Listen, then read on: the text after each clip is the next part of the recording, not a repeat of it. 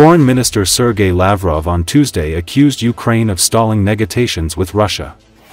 According to Associated Press, asked about U.S. President Donald Trump's 50-day ultimatum to Russian President Vladimir Putin, Lavrov told reporters after the meeting of the Shanghai Cooperation Organization in China that Moscow was wondering whether Trump was aware of Russia's openness for more talks with Ukraine. He argued that Moscow stands ready to continue the negotiations in Istanbul and accused Kiev of dragging its feet on setting the date for the next round. He also claimed that Russia is able to cope with even more sanctions and that its trading partners would not abandon their independent policy, their policy of observing agreements. Trump announced new measures targeting Russia over its ongoing war in Ukraine Monday, threatening steep tariffs if a peace deal isn't reached within 50 days. Мы хотим понять, что стоит за этим заявлением. 50 дней, было раньше и 24 часа было, и 100 дней было. Мы все это проходили и действительно хотим понять, чем движим президент Соединенных Штатов.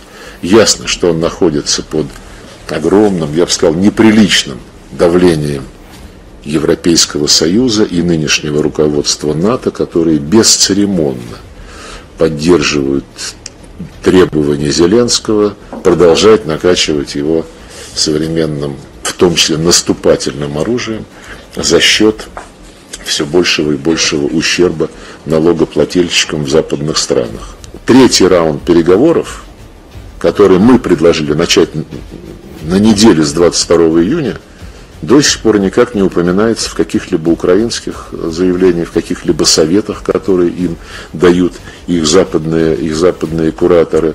И вот теперь, значит, переговорщик еще уехал. И если эти наши разъяснения, которые мы многократно передавали американским коллегам, в том числе вот на моих встречах на полях мероприятий ОСЯН, если они просто игнорируются, или не докладываются президенту Трампу, трудно судить, что за этим стоит. Говорить о том, что нет никакого прогресса, и поэтому вот 50 дней, если бы на неделе с 22 июня украинская сторона согласилась назвать дату третьего раунда, может быть, там уже и 30 бы дней осталось. Вот. Но это нас, конечно, не радует. У нас все-таки так же беспрецедентное количество санкций против нас объявлено. Справляемся, я нисколько не сомневаюсь, что мы справимся. Этот вывод тоже основан на оценке, на анализе независимых, в том числе многих западных экономистов и политиков.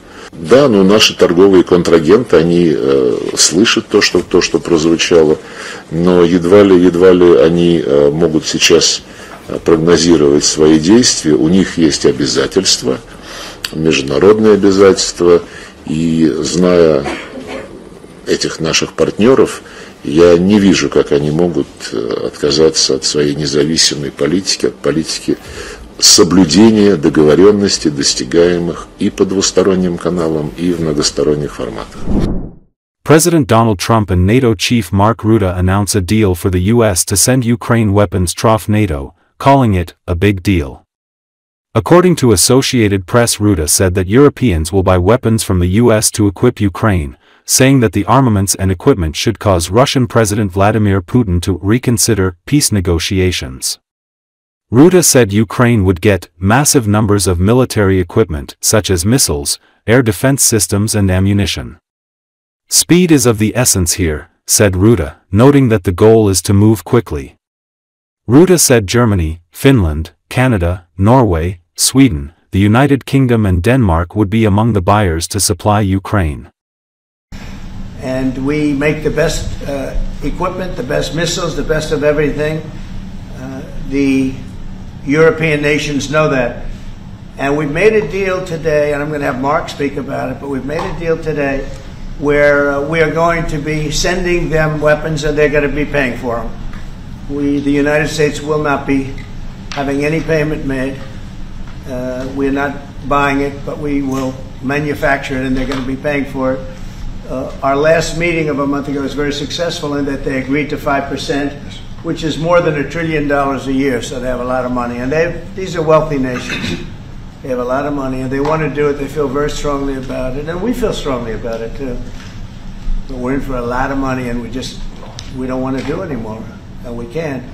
But we make the best, and we're going to be sending the best to NATO, and in some cases to maybe, at Mark's suggestion, if we go to Germany, where they're going to send early on missiles, and they'll be replaced, and NATO is going to take care of it. It's going to be coordinated by NATO, and they're going to work very much with Matt Whitaker, who's right here, who's a great ambassador, and Matt's going to be coordinated. You better do a good job, Matt. I will.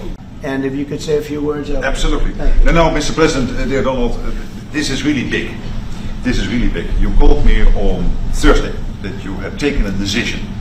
And the decision is that you want Ukraine what it needs to have to maintain, to be able to defend itself against Russia, but you do want Europeans to pay for it, which is totally logical. And this is building on the tremendous success of the NATO summit. The 5%, but also the decision to keep Ukraine strong and the decision to increase our defense industrial production. So based on that, that was Europe stepping up. This is again Europeans stepping up. So I've been in contact with many countries. I can tell you that at this moment, Germany massively, but also Finland and Denmark and Sweden and Norway, the United Kingdom, the Netherlands, Canada, they all want to be part of this, and this is only the first wave. There will be more. So what we will do is work through the NATO systems to make sure that we know what Ukrainians need, so that we can make packages. Of course, in a way, we discussed it this morning with Pete Hegseth at the Pentagon, in a way that, of course, the US will put on its stockpiles necessary to defend this country. That's absolutely clear. But it will mean that Ukraine can get its hands on really massive numbers of military equipment, both for air defense, but also missiles, ammunition, etc., etc. So if I was Vladimir Putin today and hear you speaking about what you were planning to do in 50 days and this announcement, I would reconsider whether I should not take negotiations about Ukraine more seriously than I was doing at the moment, if I was Vladimir Putin. But when I'm Ukraine, I think this is really great news for that. So I really want to thank you for that, and it means the Europeans paying for it. So really, thank you. This is important. You did a great job. That's a really great job.